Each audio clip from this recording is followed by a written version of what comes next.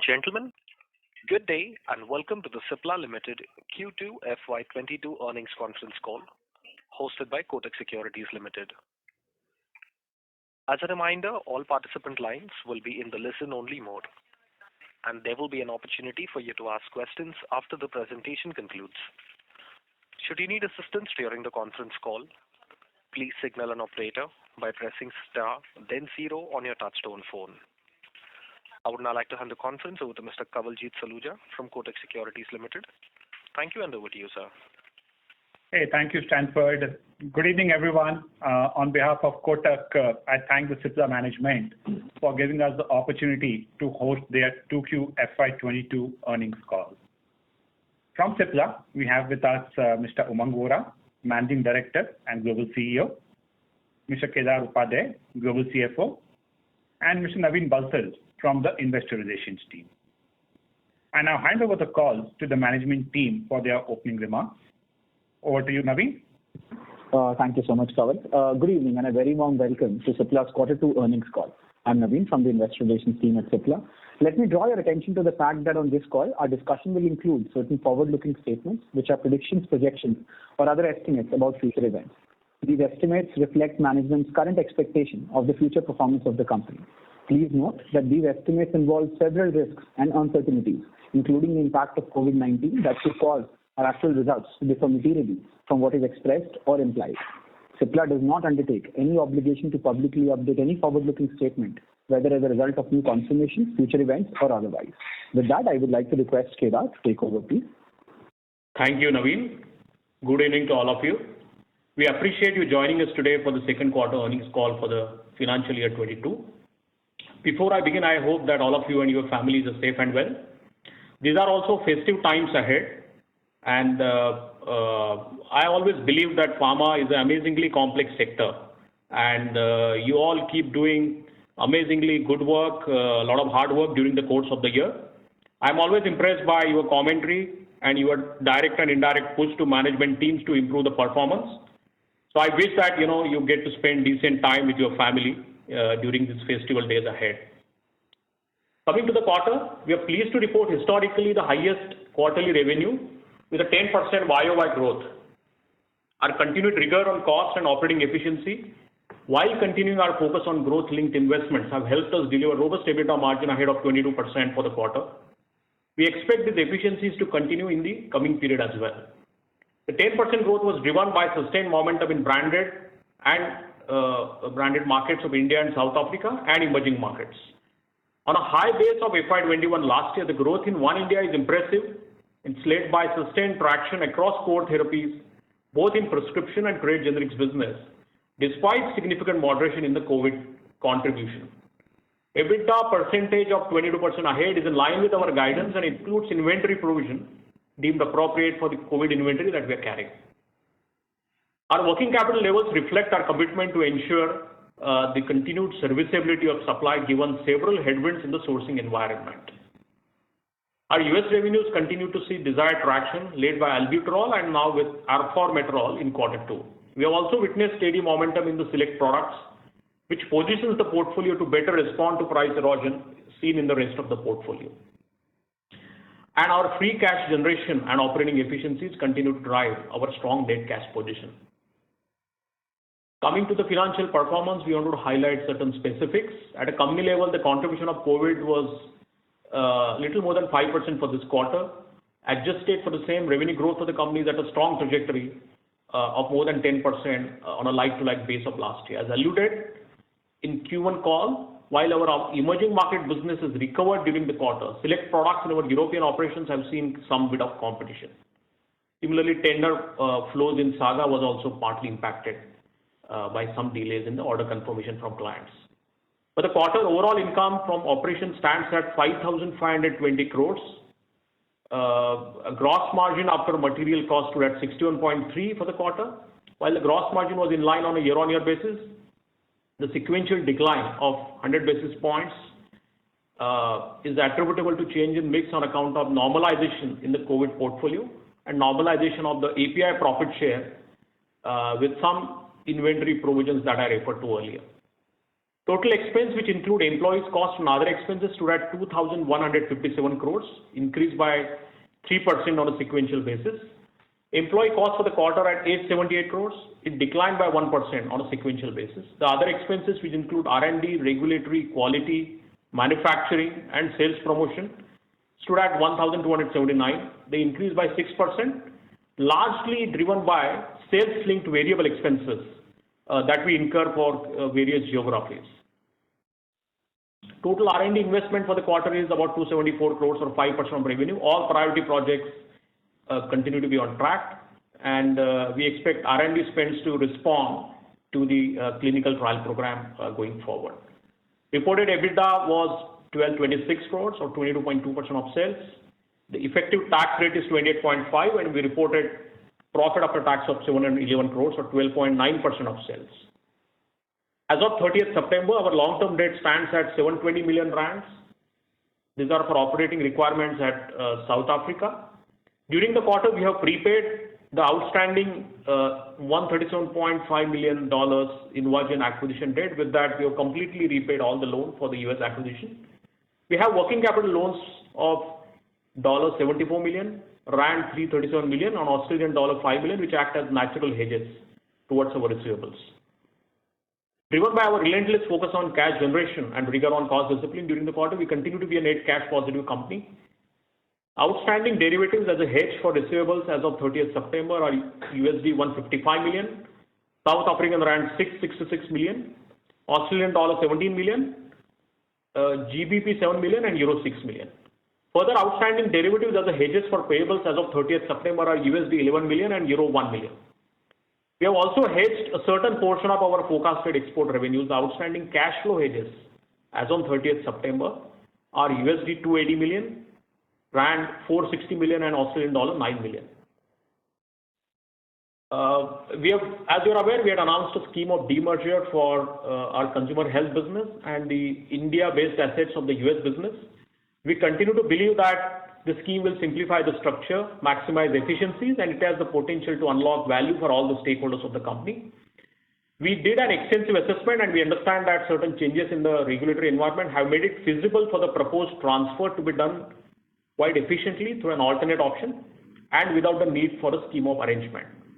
Accordingly, in the meeting today, the board has approved not to proceed ahead with the scheme and to examine transfer of these businesses by way of a more efficient option. To close, we saw robust momentum across portfolio and geographies for first half. Growth levers in the subsequent quarters will include continued momentum across all regions, robust traction in our respiratory franchise in the US, and continued launches. And thirdly, pivoting businesses to sustain strong execution and driving expansion in the operating profitability. I would now like to invite Umang to present the business and operating performance. Thank you.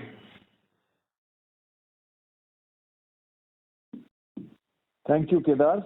I hope I am audible. I would like to wish all of you and your families good health, and I hope that everyone is safe and well. We continue to support the government efforts on ensuring availability of our COVID and other life-saving products. We are pleased to see the robust vaccination rates in the country and are happy to report that 89% of our colleagues across our operating geographies have taken at least one dose and 59% have been fully vaccinated. Coming to the strategic updates and operational performance, I am pleased to see continued delivery reflected in the robust performance for the quarter, driven by our branded markets of India and South Africa, supported by the unlocking of our respiratory franchise in the US and traction in emerging markets despite geopolitical headwinds. Our EBITDA margins for the quarter came in at 22.2% and continue to reflect our commitment to maintain the trajectory in FY22 despite significant moderation in the contribution of COVID versus the previous year. In India, our One India strategy continues to see seamless execution. After delivering over $1 billion for our One India franchise in fiscal year 21, we are tracking towards delivering $1 billion of revenue for a branded prescription business in India. On a high FY21 base, which included COVID products, the One India business grew 16% year-on-year, driven by robust traction in core therapies, despite expected normalization in the contribution from COVID product levels that we witnessed in the earlier waves. The revenue growth of 25% adjusted for core COVID products over quarter two of the previous year stands as testimony to the strong on-ground engagements with healthcare professionals and the strength of our large brands. We believe and are hopeful that this traction is likely to continue for the rest of the year as COVID-19 cases respond to the vaccination drive across the country. The branded prescription business continued a strong performance during the quarter, driven by sustained volume growth across almost all our therapies. Our acute and respiratory nebulization businesses are also tracking well. As per IQVIA MAT September 21, we continue to maintain ranks and market shares in our key therapy areas across respiratory, urology, anti-infective, and cardiac. Over the last 3 years, we have forged strong partnerships with several MNC organizations for the strategic widening of our therapy base, with specialty offerings across cardiology, anti-diabetic, and the oncology franchise. With an ambition to increase access to innovative medicines and enhance our chronic portfolio, we have also recently announced a partnership with Eli Lilly for the diabetes franchise. This is, of course, subject to regulatory approvals. The trade generics business and consumer businesses have continued to deliver strong growth across flagship brands in respective businesses for their quarter. Coming to our North America business, the U.S. generics core formulation sales for the quarter were a multi-quarter high of $142 million, in line with our expectations for the sequential run rate. Select products like diclofenac, cetrizine, escitalopram, and esomeprazole have witnessed steady momentum, which along with albuterol has helped in inching up the run rate and offsetting the price erosion in the rest of the portfolio. As per IQVIA week ending 8th October 21, we have clocked an 18% share in albuterol, and arformoterol, which we launched in the current quarter, has gathered about 39% share in the generic market. Difluprednate ophthalmic emulsion, which was also launched during the quarter, is also tracking well in terms of the desired contracted share. We continue to maintain strong focus on the adequate supply of products and prepare for upcoming complex launches in the subsequent quarters.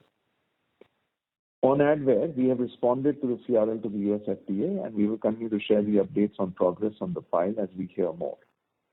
We have been in continuous communication with the FDA for the Goa plant. We are awaiting the inspection scheduled from the agency. Coming to SAGA, which includes South Africa, Sub-Saharan Africa, and GGA, the overall SAGA region reported robust growth of 8% on a year-on-year basis in US dollar terms.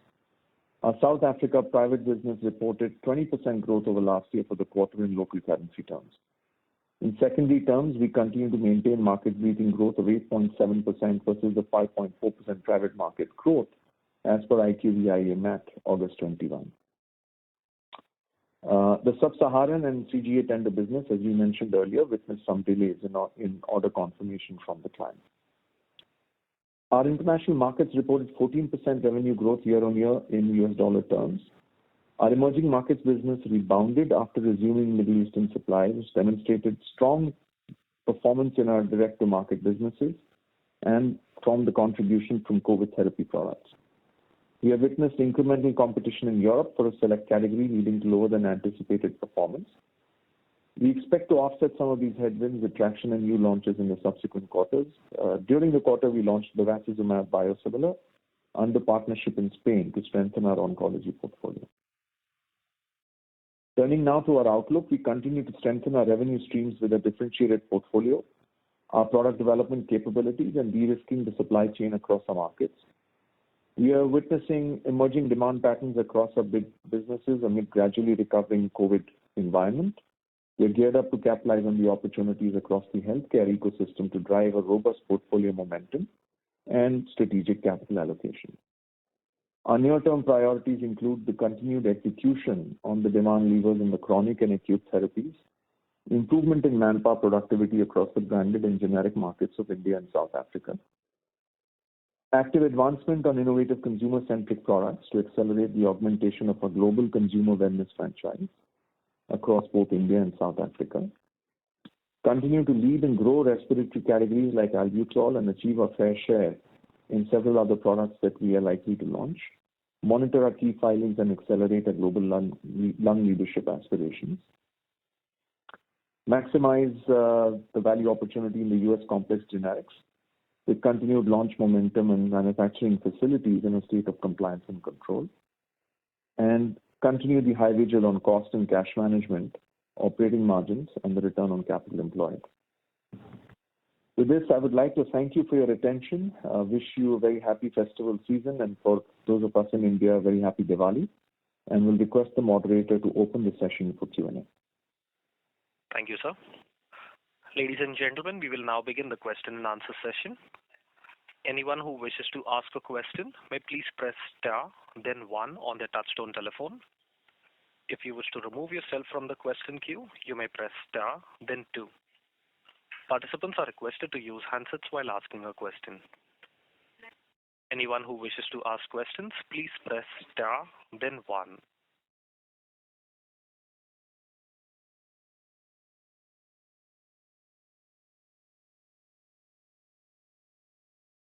The first question is from the line of Prakash from Axis Capital. Please go ahead. Yeah, hi, good evening. Thanks for the opportunity. My first question is on the gross margins. You had a good growth across India and, South Africa, all the branded generic market, which has very good gross margins.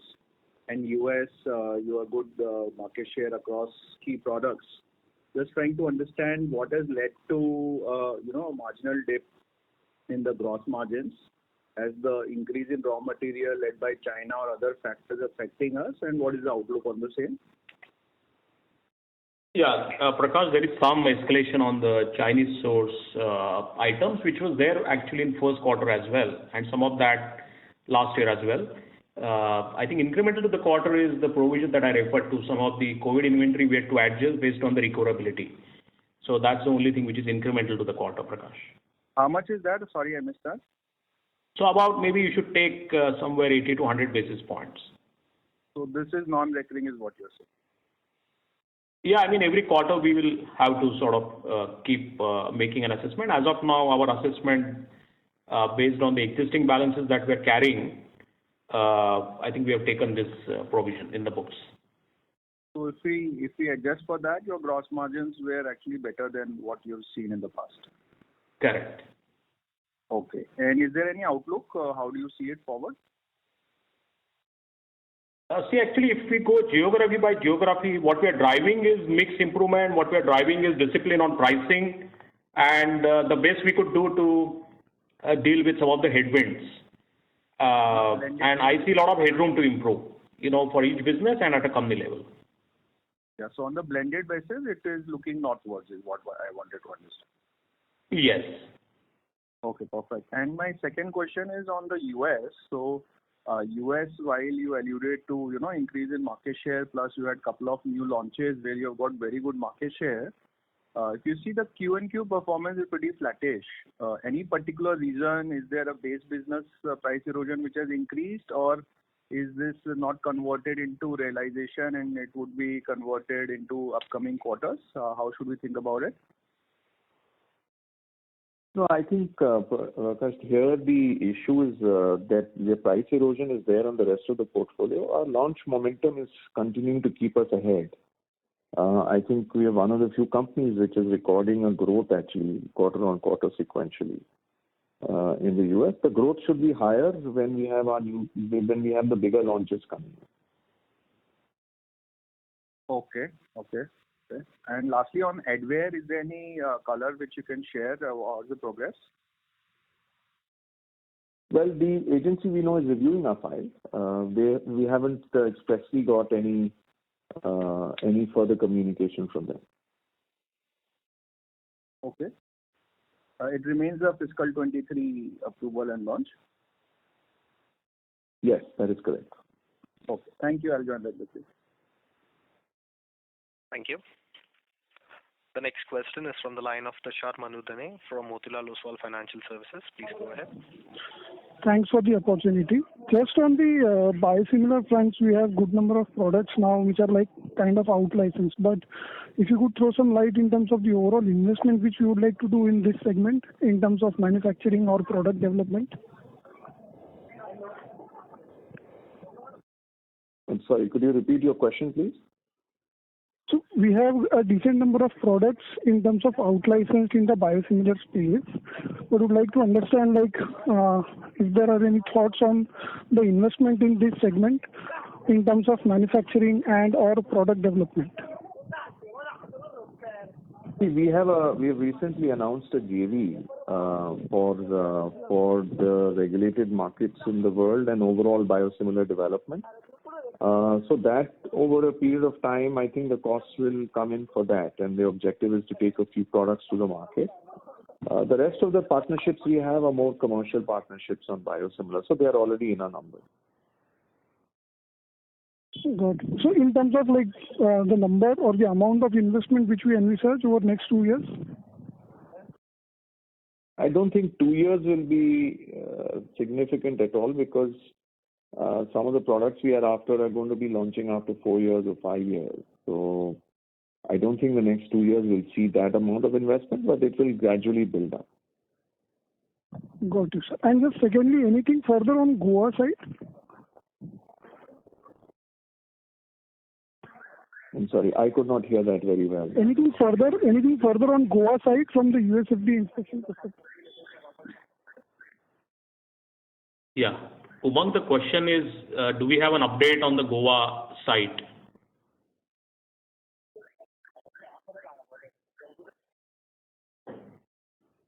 So Tushar, there is, nothing specific that we can give. We are in touch with the agency. Updates are frequently being sent.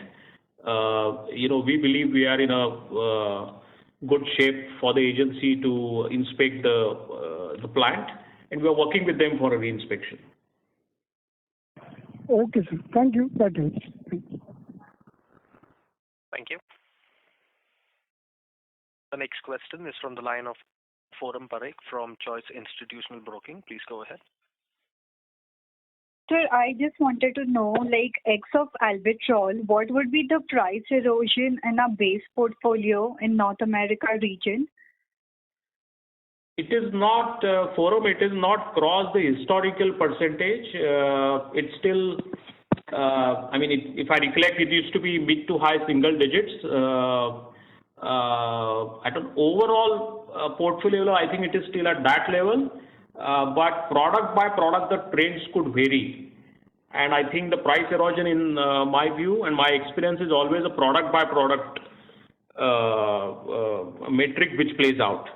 While we may mathematically add up at an overall business level, that's not how it plays out in reality, as you can guess. So I don't have any evidence to say that it is either significantly reduced or significantly gone up compared to the historical erosion percentage. Okay, so then we can assume that the new launches in Albuterol would continue to mitigate the price erosion going forward? Yes, that's true. Mitigate and grow the base. Correct. Okay, and my second question is, sir, you had guided last call that EBITDA margin for FY22 would be about 22%. So do we still stand tall on that amidst the raw material price hike and China issues? Yeah, our attempt will be to stay in line with what we spoke.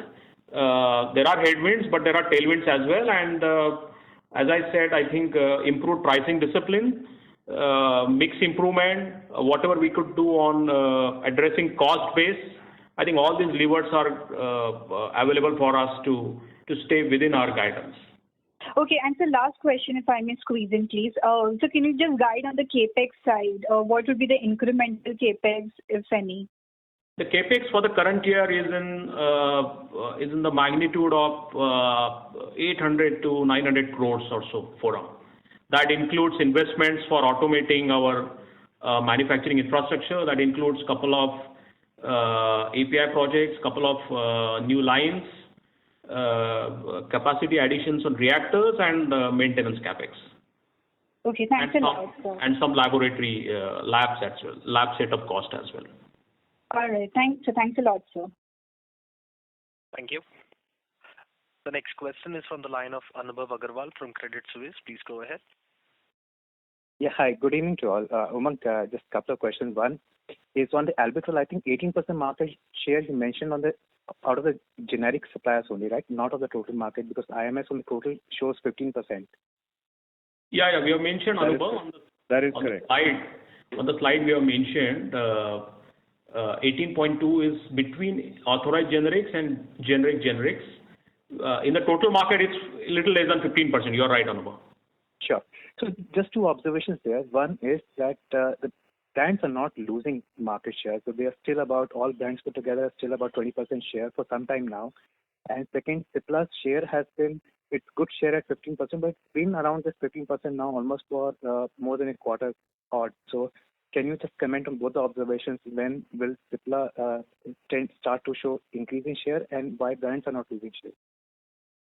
So, Anubhav, I think this is a category where, frankly, all the shares that have been gathered by the two recent entrants are all from the brands only. I don't think that over the last 1.5 years, the share that people have increased, I think brands have also lost share. There is one brand which does not have a generic alternative as yet. And I think that brand, may have also a strategy for holding on to their share in the marketplace. So, but I think the brands will gradually begin to lose share. I think the initial uptick in the shares has happened, and I think that from a Cipla perspective, we have guided earlier also that we will see a gradual ramp up from here on shares. And Proventil used to be a 8% category. It's now a 15-16% category of the total market, and we kind of see that this will continue to inch up, but gradually. Sure. That's helpful. And the second question is on the margins expectation for next year. I'm not asking for guidance there, but if, let's say, Advair approval for us get delayed for whatever reason, right? So let's say, would you still think that this margin trajectory for the company, 22-23%, can continue with Advair, without Advair? Yes, I'd like to believe it. I mean, I think the big one there would not be so much whether the core business margin would continue, because the core business stands today without Advair or anything else. But it's also a combination of how our R&D spends begin to ramp up with respect to the new respiratory products that will go into clinical trials. So I think there could be there could be 1% of R&D increased and some operating efficiencies balancing that out. But by and large, we are committed to this trajectory. Sure.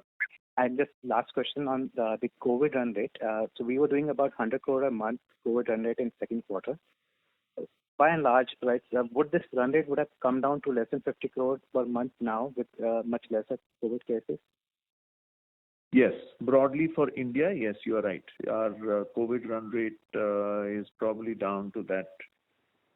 I mean, it fluctuates month on month, so there's no real, I can't say it's 50 per month or 60 per month, because it's now become more localized as outbreaks happen. But yes, we are significantly lower versus last quarter, as well as actually versus the previous year quarter on COVID.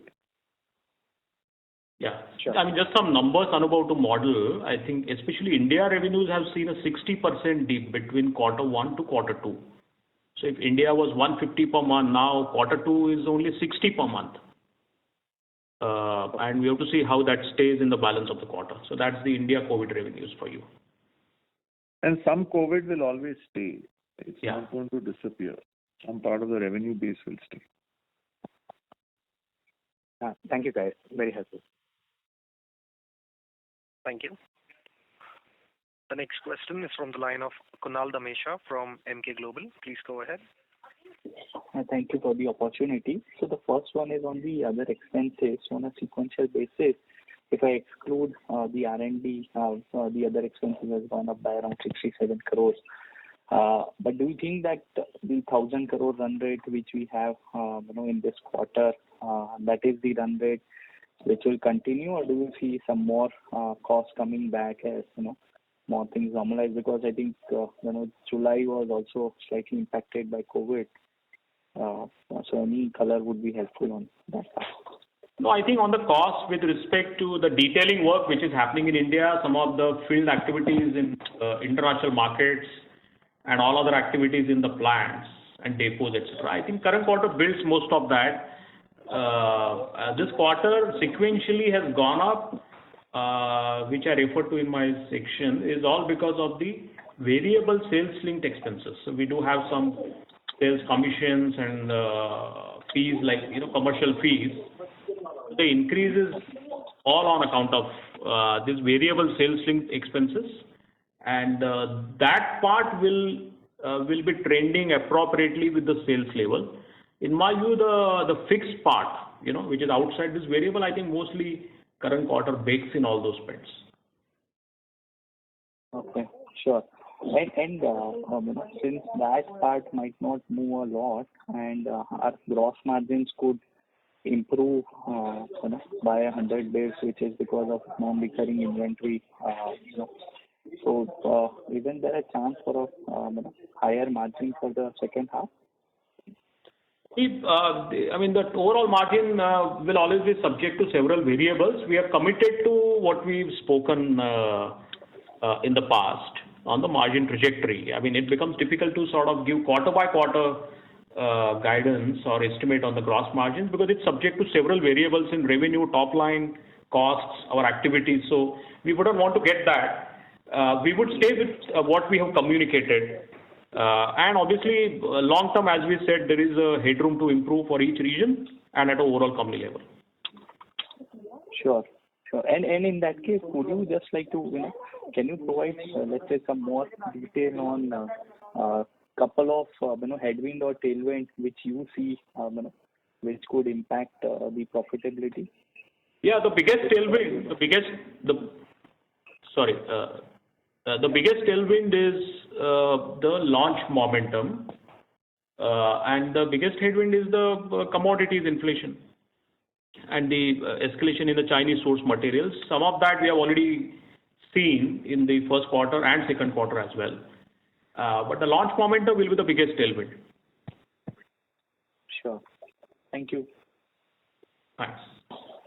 Thank you. The next question is from the line of Surya Patra from PhillipCapital. Please go ahead. Yeah, thank you. Thanks for this opportunity. Just on first question on the respiratory, sir.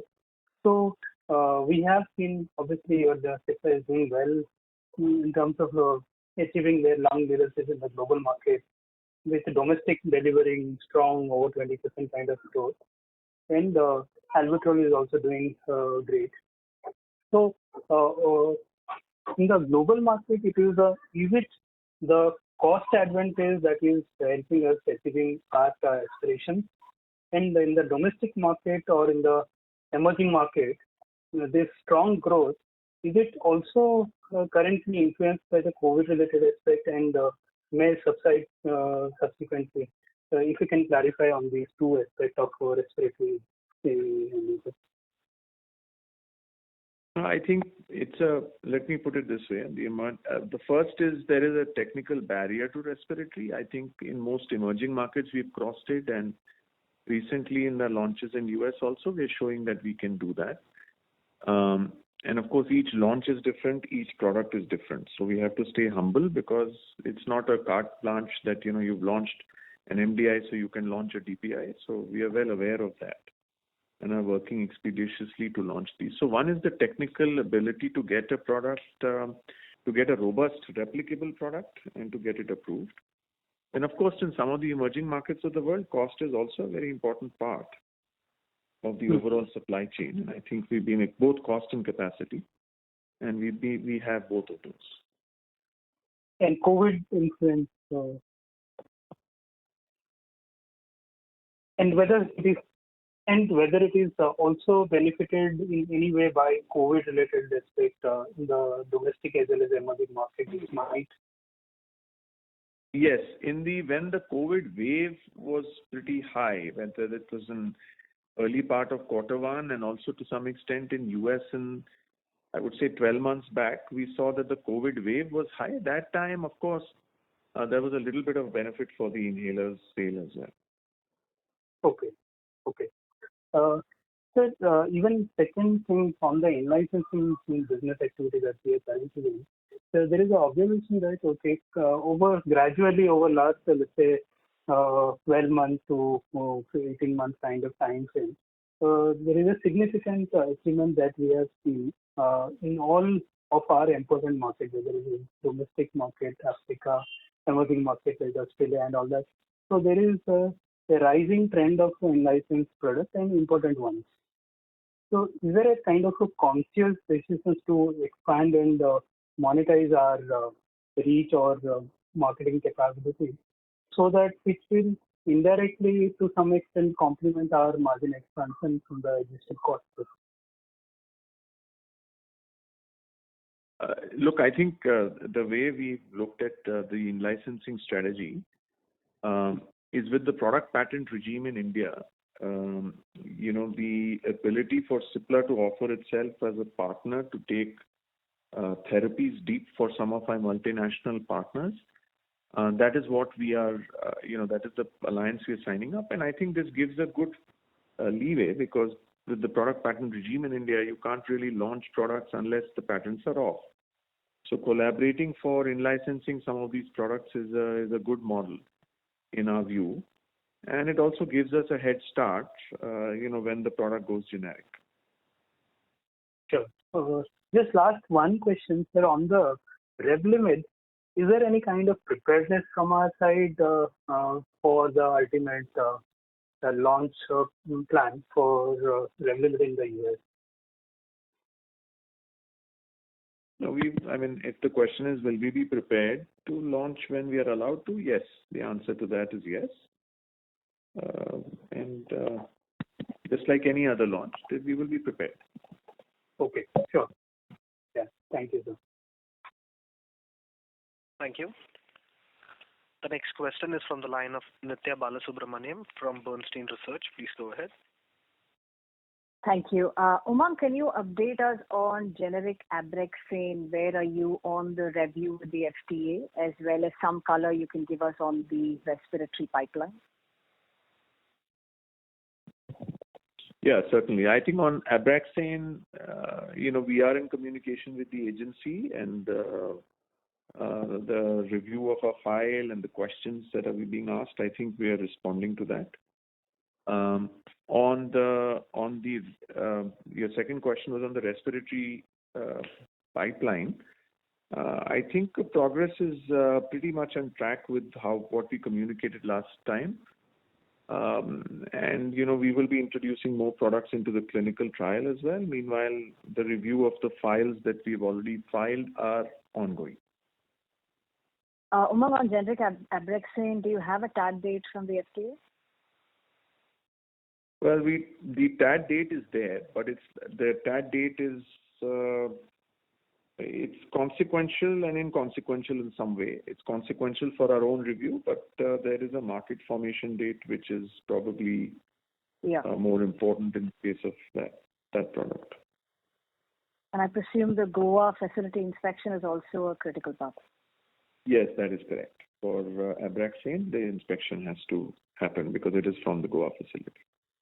Understood. On the respiratory pipeline, I think, Umang, you had mentioned a partnered asset which you had already filed and two other assets which are supposed to be in clinical trials. So are you on track I think the last time you mentioned you will be filing somewhere in FY23. Are you still tracking on those timelines, and any updates you can give us on the partnered asset? Well, the partnered asset is already, I think the data has gone out, and obviously the FDA is reviewing it. So that is consistent. I think the other product also, yes, we are on track to filing another product also at the end of FY23. And, we will be initiating clinics on one very shortly. Understood. My second question was on if you could help us understand the rationale behind CHL demerger, because your One India strategy was supposed to enable you to leverage synergies across your branded trade generics and consumer products, and this seems to be not in line with that strategy. If you can help us understand your thought process there. Yeah, certainly. I think it's the CHL, the strategy for the One India piece is to look at products and where they create maximum amount of value, both for the company as well as for the stakeholders of the company. And I think if you look at the CHL platform, it's a great platform where we built tremendous capability in being able to brand products. The consumer division and the marketing division looks very different. So it's all one entity. It is one Cipla. And we figure out which part of the business is best placed to take a particular portfolio. And products that lend themselves to consumerization have the ability, to go down a certain route. And I think the aggregation of a branded business in one entity gives tremendous options to shareholders and stakeholders at a later date, both from the placement and the marketing of the product in the current term, as well as from the ability to look at a branded business in toto at a later time. That we get. My question is, if that is the case, then why the demerger and how does it help you? Well, the demerger helps because you're putting all your branded and consumerized assets into one entity. That doesn't mean that because the entity is, or right now all these entities are subsidiaries of Cipla. So the One India strategy happens irrespective of which subsidiaries it may lie in. For example, some of our brands that we sell in the prescription business may be lying with another subsidiary of the company, but that doesn't mean that they don't belong to the One India business. So it's just a placement of assets here, and I think at a future date there will be options available on how we could structure a branded business to continue to further the progress of some of these brands. Got it. Thank you so much and all the best. Thank you. Thank you. The next question is from the line of Nitin Agarwal from DAM Capital. Please go ahead. Hi, thanks for taking my question. Two questions. One is on albuterol. In recent times, have you seen price-based activity increasing? I mean, pricing-based competition, that being a bigger strategy for newer companies coming through and leading to heightened pricing erosion in the overall space versus what you've seen in the initial days? Well, there have been more entrants, certainly. I mean, from the time we came in, there's also been another competitor. I think we've seen normal price erosion on albuterol, not something which is destabilizing the market, if that's your question. No, what I really meant is, so is it leading to a situation where, say, a pricing depression versus the volume increase sort of netting itself out in terms of our ability to get incremental absolute, dollar increases on our contribution from the product? Yeah, actually, where we are very happy with how the overall value monetization for us has happened in this space. And as I mentioned earlier, we are okay with, and we've been mentioning this over the past 2 or 3 analyst calls, that we are okay with, a gradual increase in share from here. As against upticks in share where we pick up 7% chunks of market share. I don't think that's where we want to go. So we are okay with a gradual ramp up from here. We are conscious of the amount of effort that goes into manage and maintain a supply chain, as well as we are conscious of how best we are served with the share value dynamic. Thank you. Secondly, on when we look through the US business, look through the next 4 to 6 quarters, barring Advair, how do you see the complex or meaningful $10 to $20 million launches in the portfolio? How should we look at that from a timing perspective? I think most of, look, we have TAT dates which are there, but realistically, I mean, if I was to probably hedge a little on the side of comfort, I think starting quarter 3, we should have a fair number of high value launches coming in for the US business. So I think it's really the next 2 or 3 quarters where we will have launches. I think I'm also quite confident that the next 2, 3 quarters will result in some potential meaningful launch or launches, but I think the bulk of the work will really happen from quarter 3 of next year. As in second half next year onwards? Yeah, second half next year, I think the launch trajectory is very well shaped up. And I think in the interim also we will have launches. But really the big momentum will come at that time. The last one, on the India market, I think this quarter was a slightly unusual quarter, if I may, in the sense of the very high, acute, driven sales which came through for the industry. I mean, as we head into the winter season, which is typically a lower acute, lower quarter for the acute perspective, how should we look at our India business in the second half and sort of going forward, given the fact that you've got a pretty substantial base over the last 3-4 quarters, courtesy COVID, courtesy very high infection driven sales in this quarter? Yeah, I think we had two impacts versus the previous year. The previous year had a significantly larger COVID base, and it had very little anti-infective base. And because there were hardly any viral infections and other infections going around when the COVID outbreak was there in the previous year. This year we've seen almost a significant reduction in the COVID and an increase in anti-infective. I think the winter season typically for Cipla is when the respiratory sales begin to peak. But if your question is whether I can give you a certainty in terms of how each of these will play out, I think they constantly change. Every 15-20 days we are seeing different market shifts and patterns. I think we are hoping to see a relatively strong respiratory season this time in quarter 3. And I think over a period of time, the India growth will begin to moderate back to its historical average of 10 to 12% in the industry growth, and of course we will try to be higher than that.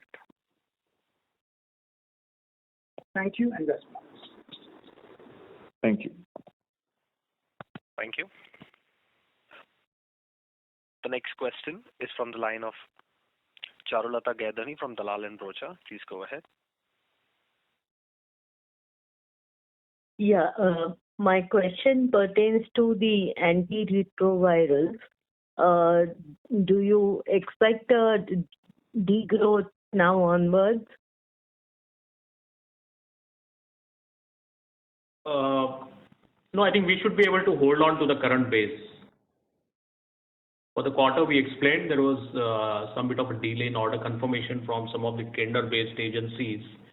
But we don't expect significant decrease from here. We should be able to hold on to the current base. Okay, that is for Saga. Yeah, I was referring to CGA, which includes ARVs largely. Okay. And what about ARVs in India?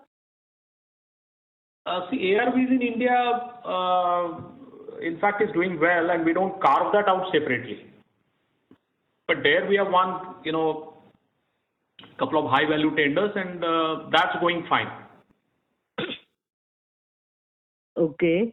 And can you give the value for consumer health and trade generics in the quarter?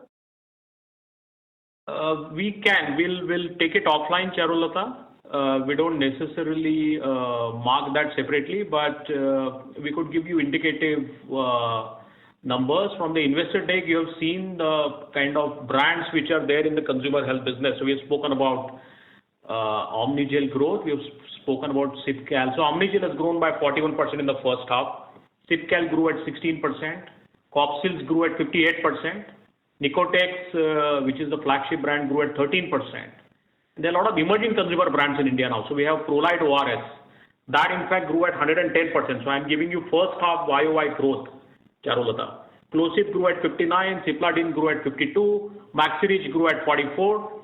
And then there are brands in South Africa also. And all of this is seeing very healthy traction. Yeah. Okay, fine. Yeah. Thank you. Thanks. Thank you. The next question is from the line of Sameer Baisiwala from Morgan Stanley. Please go ahead. Hi, thank you and good evening, everyone. Just taking the previous Nitin's question. So when you, Umang, when you're referring to a strong second half next fiscal, you have in mind Revlimid, Abraxane, and Advair in mind. Yes, I mean, those would be our pipeline products, Sameer. Yes, I have that in mind. And these are sort of, looking at their progress or settlements, regulatory progress or settlements, etc. They are heading towards that second half next fiscal sort of time zone. That is correct, yes. Okay, great. And just on biosimilars, your JV with Chemwell, if you can just share, what would be Chemwell's role? Is it only product development, or would they also be doing commercial scale manufacturing? And second is it limited to respiratory biosimilars? And if so, then what about, onco and immuno biosimilars?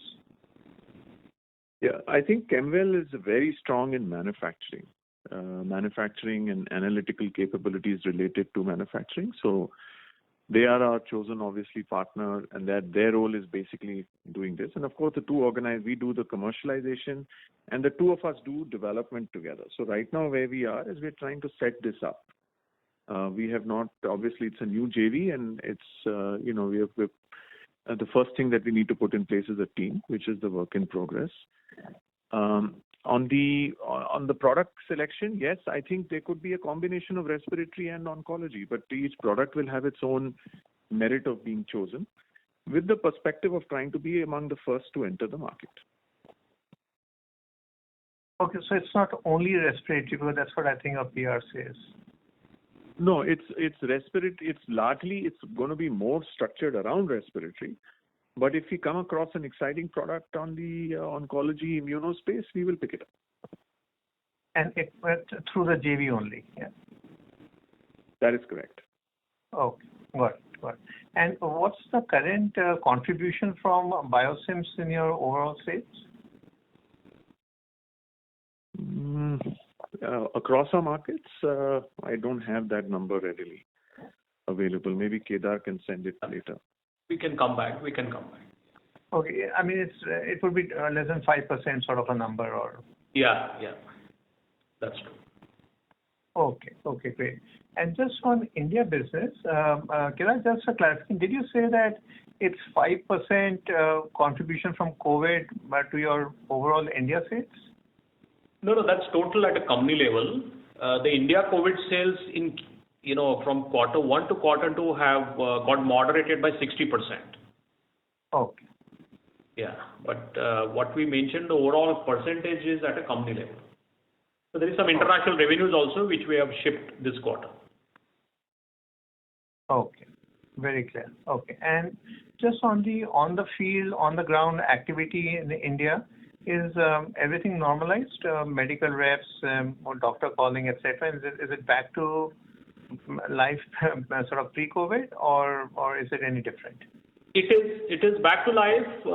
Everything may not be offline. So I think some of the training, some of the cycle meetings, some of the doctor interactions, in terms of number of activities, I think the attempt is to go back to what we were, but I think the mode of that is not exactly in line of pre-COVID mode. And some of that may be offline, some of that may be online, but yes, our people are on the ground. The attempt is to meet identified set of doctors per day. So I think it's a hybrid model, more offline than online, if you compare to last year. Okay. I mean, where do you think this is going to sort of, mature or stabilize between virtual doctor calls and physical meet? Is it like 80-20 or anything in your mind? Somewhere there, Sameer, somewhere there. And our feedback suggests that both the pharma companies and the channel partners and the customers, doctors, are sort of adjusting to this hybrid modality. So whether it's 80-20, 90-10, I think the times only will tell.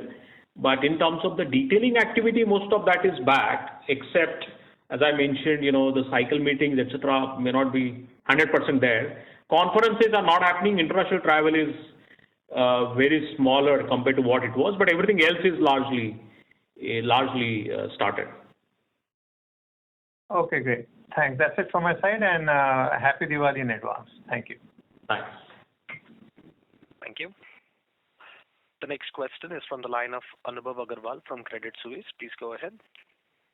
Yeah, thanks for follow-up question. One couple of questions. One is on Abraxane. The comments that you mentioned, so is it that we have to do any data on that, redo the data, or is it just some questions which you need to respond and you can still launch by September timing, which you have the settlement? No, I think we have to respond to some questions as well. And obviously, some of those questions mean we have to redo some of the data, etc., to respond to it, which I think we are doing on average. Major data that you'll have to do that there is a risk that you may not be able to come by September 22? No, look, I don't know whether September, we're confirming a September date or not, but I just know that most of these launches will happen in the starting quarter 2, quarter 3, because the product is also, the settlement terms are confidential for each party.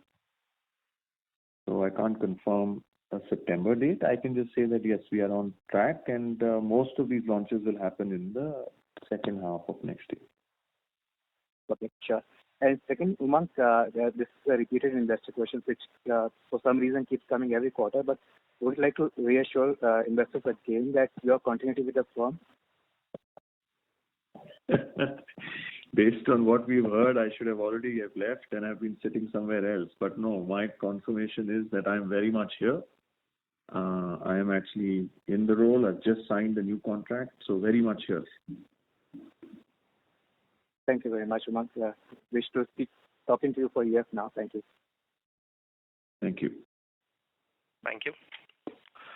Ladies and gentlemen, that was the last question. I now hand the conference over to the management for closing comments. Thank you everyone for joining us on the call today. In case you have any follow-on questions, do write to us on investor.relations@cipla.com, or you can reach out to either myself or Ankit from the investor relations team. Stay safe. Have a good night ahead. Thank you so much for joining us. Thank you very much. Ladies and gentlemen, on behalf of Kotak Securities, that concludes this conference. We thank you all for joining us, and you may now disconnect your lines.